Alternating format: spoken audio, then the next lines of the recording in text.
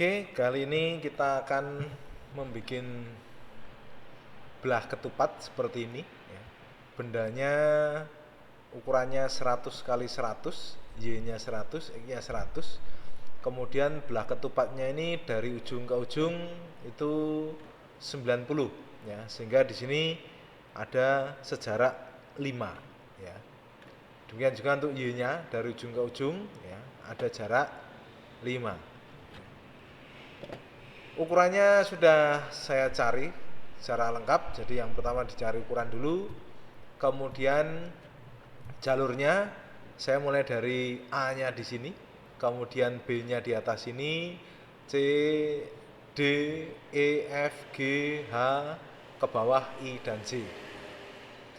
Sekarang kita akan membuat programnya. Mari kita masuk ke top cam dulu ya. Untuk programnya kita menggunakan milling start top mill ya. Kita tunggu, terus kita pilih start milling ya. Nah, kita akan memasukkan dulu variabel-variabel yang diperlukan ya. Ada 3 bagian. Kita akan memulai dulu yaitu setup dialog ya. Kita escape dulu sampai ketemu setup dialog. Kalau tidak muncul berarti kita memencet caps lock atau huruf besar ya. Kita setup dialog ya. Kita pindah dulu D ya di sini ya. Kemudian cari folder saya ya. Kalau tidak ada foldernya berarti create new folder dulu, ini membuat folder baru. Kalau sudah ada tinggal kita pakai yang sudah ada. Kita contohkan untuk 11 TP2 ya. Saya akan mulai baru, nama kelas persiapan penilaian akhir semester ya, ini ya. Ada Chuck Davis, ada blank zero point, dan ada tool. Chuck Davis dulu kita masukkan chucking depth, dalamnya pencekaman aluminium kita pakai 10. Ini adalah posisi ragum ya, posisi ragumnya kita taruh di tengah-tengah ya. Ini adalah posisi benda, kita buat otomatis berada di tengah. Ini masukkan antara 100 dan 200, kita masukkan 150 ya. Bendanya kita masukkan, panjangnya 100 length, width-nya juga 100, tebalnya 50, jadi ini RX length, kemudian RY width, RZ adalah height. Materialnya kita gunakan non ferrous metal, terus kita pilih aluminium ini ya. Dah kita pilih, kemudian toolnya kita masukkan, pilih edit magazine equipment ya, nomor 1 double klik ya. Kita pilih ini slot milling tool finishing ya, seperti yang sudah kita pelajari. Kita pilih diameternya 10 ya. Kita menyayatnya hanya 10 berarti tidak masalah LT-nya ya.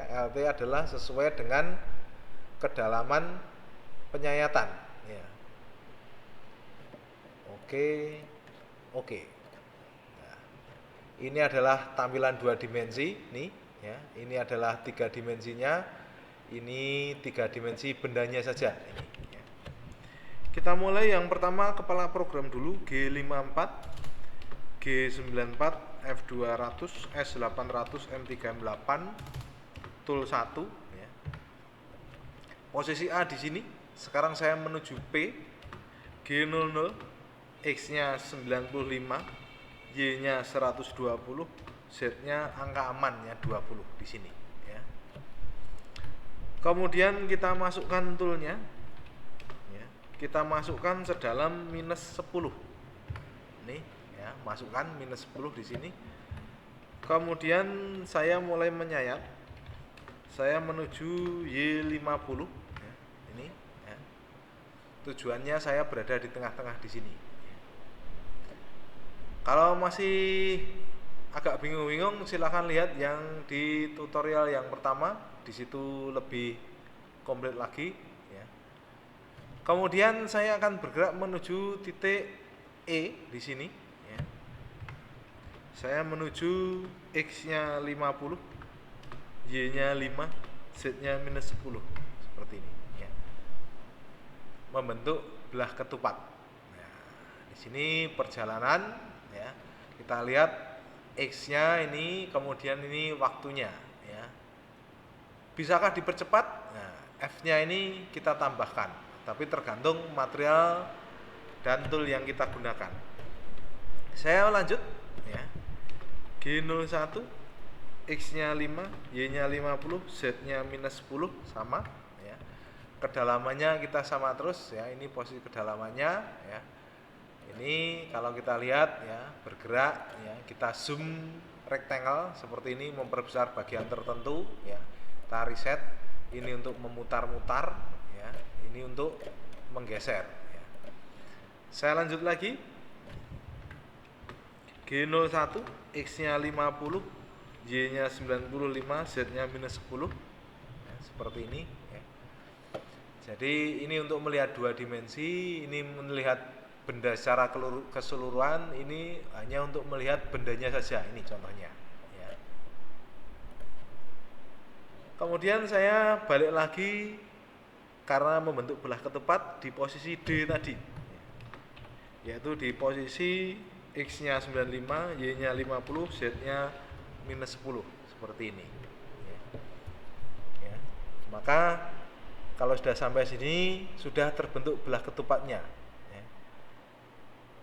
Kemudian saya akan mengeluarkan toolnya. Aturannya adalah penyayatan searah jarum jam atau melawan arah jarum jam ya. Karena ini saya melaksanakan searah jarum jam, maka saya harus lurus ke bawah ya. Maka saya menuju pada X95, Y-nya minus 20, Z-nya minus 10 ya. Saya turun ke bawah di sini ya.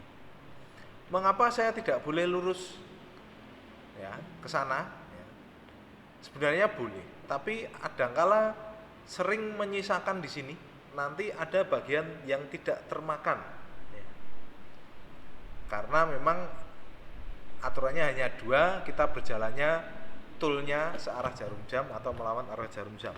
Kemudian ini kita lihat merahnya masih terlihat, berarti toolnya masih tertancap, maka saya harus mengamankan toolnya dengan angka amannya yaitu Z20. Ini sudah tertarik ya. Maka proses di sini sudah selesai.